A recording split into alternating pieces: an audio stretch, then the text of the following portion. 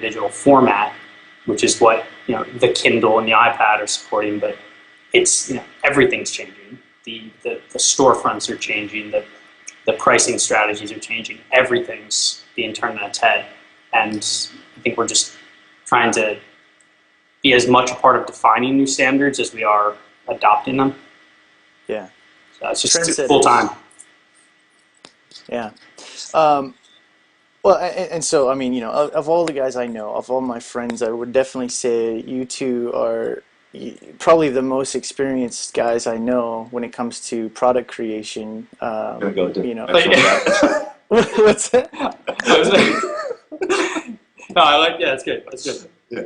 And and basically packaging really valuable, slick, nice information products. Like not your dad's information products, shitty ebooks and stuff, but like you guys put together Talking about really my dad? good, solid stuff. What's that? Talking about my father? You're talking bad about my father? But well, so like tell us about. Share a couple of the things that you guys have gotten into.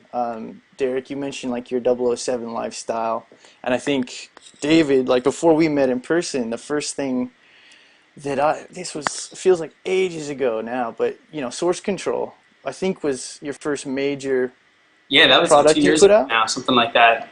What are a couple of the niches you guys have gotten into along those lines? I'll start. I got into probably one of the worst niches you could get into with the 007 lifestyle. No, it ended up being a great product. At the time, I looked at it more of myself as the publisher in that role. Even back then, it was something that I threw up as a test, and this has kind of ultimately worked its way into M6 as well.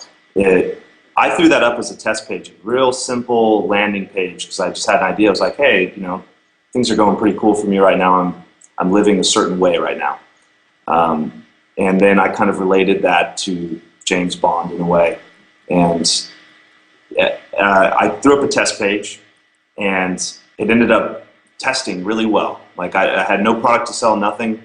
So I went back, I sat down, and I ended up writing a pretty robust book and course, or a book that I broke out into a course pretty much.